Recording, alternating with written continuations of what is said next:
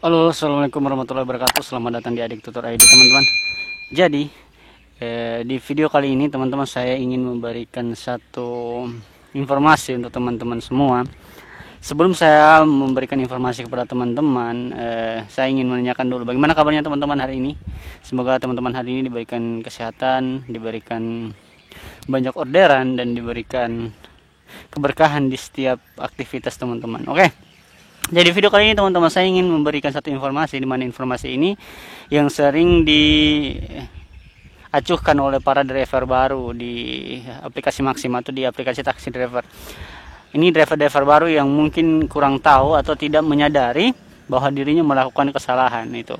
Jadi teman-teman lihat dulu video penjelasan yang satu ini. Oke teman-teman, jadi ini dia dimana orderan yang dia ambil. Orderan ini oknum ini udah ambil dan dia udah bawa makanannya. Setelah itu dia batal dengan menuliskan deskripsi yang ada di bagian sini teman-teman. Ini deskripsi yang dia tuliskan.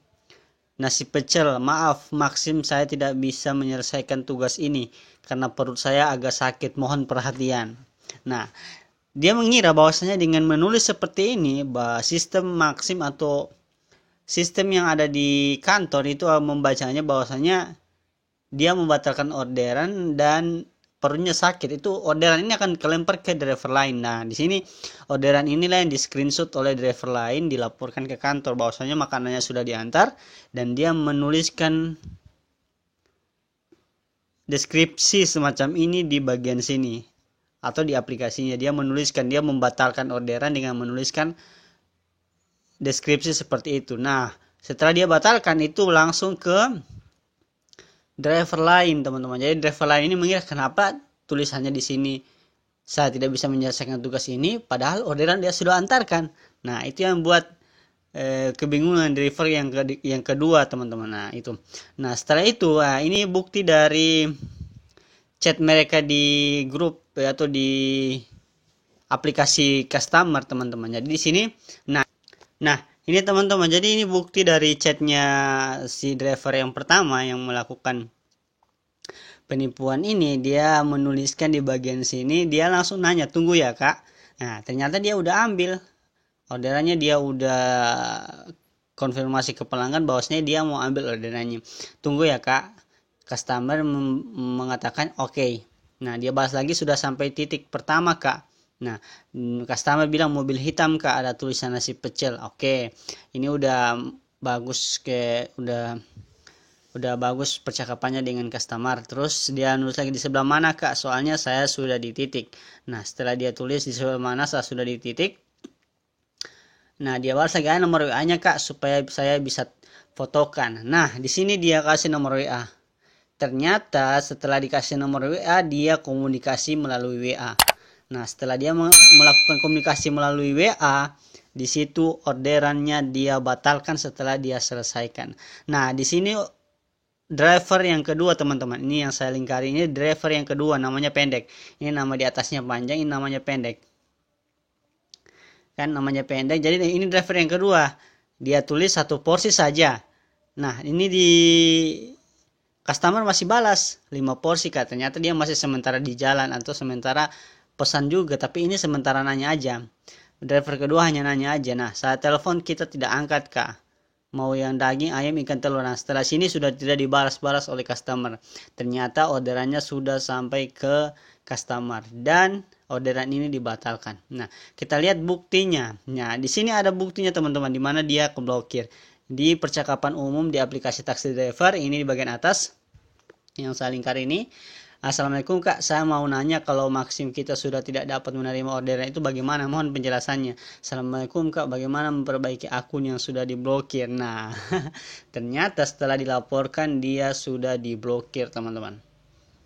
Nih, dia sudah diblokir dan dia lagi nanya lagi di bawah, bantu jawab dulu le, kantornya di mana kak. Nah, ternyata driver baru yang tidak tahu kantor di mana dan melakukan kesalahan. Dia tidak menyadari, mungkin dia tidak menyadari kesalahan yang dia lakukan, atau dia menyadari tapi mengira bahwasanya sistem atau pihak aplikator tidak melihat melihat situasinya atau melihat di mana dia melakukan kesalahan itu, teman-teman.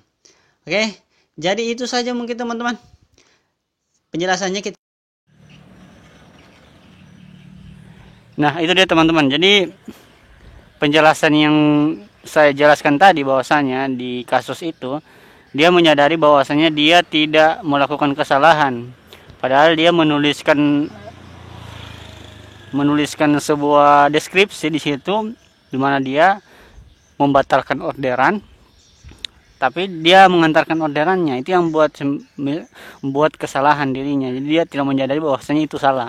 Ini yang biasanya yang driver-driver baru itu pikirnya tidak melakukan kesalahan, padahal itu melakukan kesalahan, teman-teman. Begitu. Nah, di sini saya dengan cara orderan, teman-teman. Saya lagi cara orderan juga. Nah, sambil cara orderan sambil saya mau bahas tentang itu juga, teman-teman. Jadi untuk teman-teman yang driver baru, ketika ada permasalahan seperti itu dan teman-teman mengira bahwasanya sistem tidak akan membaca ugal-ugalan teman-teman, atau dalam artian dimana teman-teman mengambil orderan dan membatalkannya, itu sudah masuk dalam sanksi, teman-teman. Dimana sanksinya di situ tadi, orderan yang teman-teman sudah ambil, teman-teman batalkan dengan menulis deskripsi ya. Nah, sistem membacanya bahwasanya teman-teman mengambil orderan itu dan membatalkannya sehingga masuk ke driver lain. Nah, driver lain yang dapat ini melaporkan teman-teman. Nah, di situ biasanya akun teman-teman akan diblokir selama 3 hari. Gitu. Jadi hal yang paling penting yang teman-teman lakukan ialah jangan lupa untuk membaca apa yang ada di pengumuman. Di situ sudah dijelaskan semua mengenai tata cara kerja, mengenai bagaimana cara mengambil orderan, bagaimana mengurangi resiko pelanggaran dan seterusnya.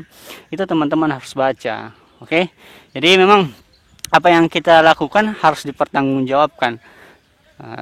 Ketika teman-teman melakukan itu dan teman-teman tidak menyadari bahwasanya itu kesalahan, perlu belajar lagi atau perlu baca-baca lagi apa yang ada di aplikasi, teman-teman. Oke, itu. Oke. Jadi memang teman-teman, jadi ini jadi perhatian untuk kita semua, saya pribadi juga untuk teman-teman. Ini bukan menggurui, tapi ini pengalaman yang ada di lapangan dan kasus-kasus ini juga yang sering banyak orang lakukan. Harus teman-teman hindari, karena kalau keblokir itu sudah susah lagi untuk mengembalikannya, harus ke kantor lagi, harus mungkin ratingnya atau performanya akan menurun dengan adanya sanksi tersebut, teman-teman.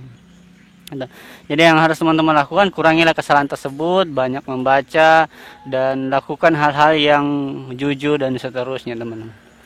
Oke, itu untuk informasi kali ini mengenai kasus yang terjadi beberapa hari kemarin di Maxim.